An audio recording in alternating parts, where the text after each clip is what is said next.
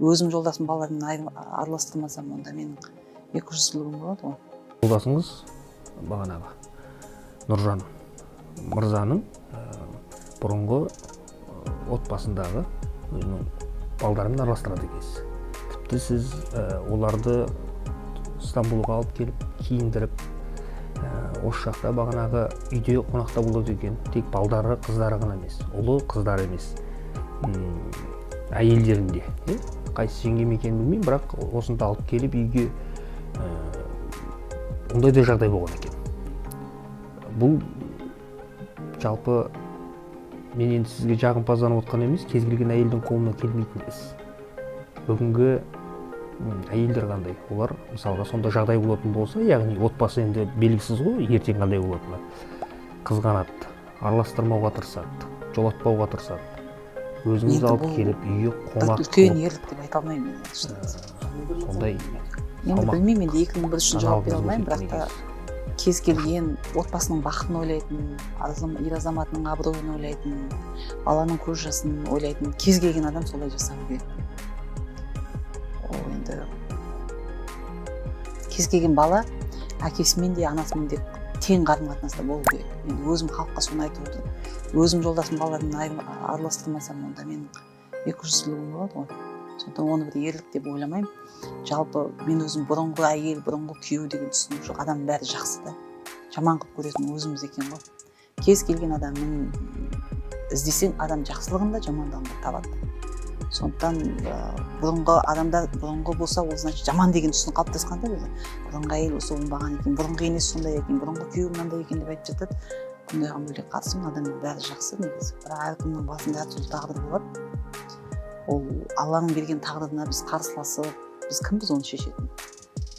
Сондықтан мен ойлаймын, отбасының бақытын ойлайтын әрбір әйел жасайтын дүние, бұны бір ерлік деп ауыстырып таңғалып қарайтын дүние емес деп ойлаймын. Қалыпты жағдай ғой.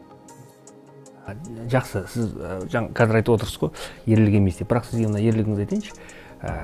Тіпті ол кісі үйге келіп, осы үйде қонған екен, осы жерде болған екен, қонақта болған екен. Бұл енді екінің бірінің қолына келмейді расында. Мен ана Алматыда жүрген кезде маған үлкен коробкамен шоколад келді да, соны жұмыстағы қыздардың бәрі, ой, күйеуіңіз жіберді ма деп. Мен айтамын, күйеуім бұрынғы әйел жіберген десе, бәрі түсіне алмайды, қалай ол сізге не үшін жібереді деп. Яғни жақсы адам, сондай жақсы адам болған соң жібереді. Яғни мен де жаман емес болған шығармын деп айтамын да. Сондай сыйлық жіберіп тұрамыз бір-бірімізге. Жақсы. Жолдасыңыз Нұрекеңмен өзіңіз қалай таныстыңыздар? Бұл енді жалпы көрермендерге де қызық сұрақ деп ойлаймын. Осы жағынан тоқталып кетсеңіз. Біз әлеуметтік желімен арқылы таныстық негізінде. Алғашқы кезде ондай бір тереңдеп бір отбасы боламыз деген ондай ой ол кісіде менде де болмаған шығар деп ойлаймын. Анау айтады ғой, адам айдаса бармайсың, Алла айдаса қалмайсың дегенде мен ойлаймын, Аллахтың қалауы солай болған шығар негізі. Мінезіміздің көп жері ұқсайды. Өмір жолымыздағы көп ұқсастықтар өте көп та. Енді Аллаға шүкір, осылай міне 4-5 жыл болды. Отбасы болып келе жатырмыз. Аяқ астынан таныстық, аяқ астынан қосылдық. Ол кісі де өмірдің бір қиналып жүрген тұсында, мен де бір қиналып жүрген тұсында солай кездесіп қалдық та, солай бірге өмір сүреміз деп шешім қабылдадық. Енді осындай отбасы болып тұрып жатырмыз. Барлығы Инстаграмның арқасы. Әлеуметтік желі аман болсын деп отырмыз ғой. Сіз ол кісімен танысқанда сіздің құрбыларыңыз қарсы болған жоқ па? Ешкім қарсы болған жоқ. Ешкім қарсы болғанда мен өз кішкентай кезімнен оқуға түскенде, айтысқа шыққанда, осы қай немен ешкім маған бағыт-бағдар беріп, сен былай деген емес, өзімнің білгеніммен жүрген адам едім негізі о бастада. Ешкім мынауың дұрыс, бүйтпе, сөйтпе деп, не істейін деп ешкімнен көп ақыл сұрап етпеймін негізі. Өзімнің түйсігім не дейді, жүрегім не дейді, сол Алладан дұға қыламын да, соны тәуекел жасай беремін. О баста тұрмысқа шығатын кезде қиын болады ау ертең. Тұрмысқа шыққанға дейін ол кісі мінез көрсеткен жоқ қой. Шыққаннан кейін шықты ғой көптеген мінездер. Алғашқы кезде әрине қарсыласу көп болды, өкіну де болды, не істеп не қойдым деген сияқты. Бірақ енді кейін мен өзімді тану арқылы, неге маған ол кісі мына мінез ұнамайды, мына мінезім өзімді тану арқылы мен ол кісіні біліп таныдым да. Ол енді ерекше адам енді шындығында да. Мысалы, көптеген достары сый құрмет көрсетіп жатады. Бүгін қолында 10 миллион болуы мүмкін, ертесінде 10 теңгесі де болмай қалуы мүмкін да. ол кім, тіпті осы Стамбулға бір кісілер іздеп келіпті. Біздің осы жерде Сәтжан деген бауырымызға айтты, мені көздестірші Нұржанмен деп. Сен кімсің десе, менің атым осындай деп. Сосын енді ол кісі одан кейін айтқан ғой, онда кейін деді, мен танымаймын ондай адамды деп. Сосын Сәтжан айтыпты, енді сізді танымай жатыр, кім деп айтайын десе, баяғыда мен қиналып жүргенде ол кісі маған машина беріп кеткен деп айтады дейді. Нұржан білмейді ол кім адам екенін. Енді шамамен сондай, анау қонаққа жалғыз атын сойып беріп жүгені ұстап қалатын ертеңіне дейтін нағыз соған сай адам енді. Бірақ енді заманы мына заманда да, ол бұрынғы заманда болғанда бүкіл малын таратып жіберіп сол отыратын адам ба деп ойлаймын. Сондай енді анандай мінез адуынды, енді бұзықтығын көп адам біледі ғой, мінезділігін, бірақ өте жұмсақ шындығында. Негізгі болмыс ондай емес, мүлде.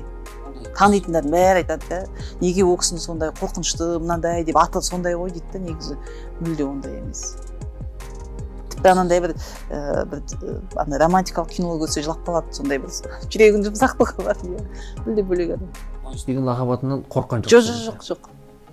Нойс деген лақабатының өзі бұл мектепте жаңағы шулатып жүретін болғасын мұғалімдердің айтқан аты екен ғой, ол бір мына елдер айтады, ойбай қылмыс әлемінде бүйткен сөйткен деп. Негізі енді ол кісімен 5 күн қасында жүрген адам бәрі айтады, сізді қалай елдер сондай деп айтады деп. Оған келмейді енді. Ол кісі жалпы тар қапаста жатқанда сіз қандай күйде болдыңыз? Қиын болды әдім маған, бірақ та мен ойладым, бұл енді менің сыналатын тұсым деп ойладым Аллахтың алдында. Аллах тағала осы сынақтан қалай өтеді екен деп мені сынап тұр деп түсіндім да, ол кісіні емес. Сондықтан мен енді Стамбулда болғаннан кейін кішкене жалғызсырау сондай болды, бірақ енді қиналып бүйтіп қалдым деп айтпаймын. Мен ол кісіге де айттым, егер сен мықты болсаң, соңына шейін алып шығасың. Қандай болған күнде тіпті үлкен ол жерден жазықсыз отырды ғой, тіпті жазығы болған жоқ. Енді бір Аллахтың әділі екені рас болса, бұл жерден енді көпте отырған жоқ қой, ондай бір не деп айта алмаймын. Бірақ тіпті бір жала жауып жібергеннің өзінде, тіпті үлкен Түркияда білесіздер ғой, 20, 30, 40 жылға шейін береді, 90, 100 жылға шейін береді бұл жақта. Қандай жол болса да дедім, енді Аллах тағаладан өзіміз ақыретке дейін деп уәде бердік, бір-бірімізге солай барамыз дедік.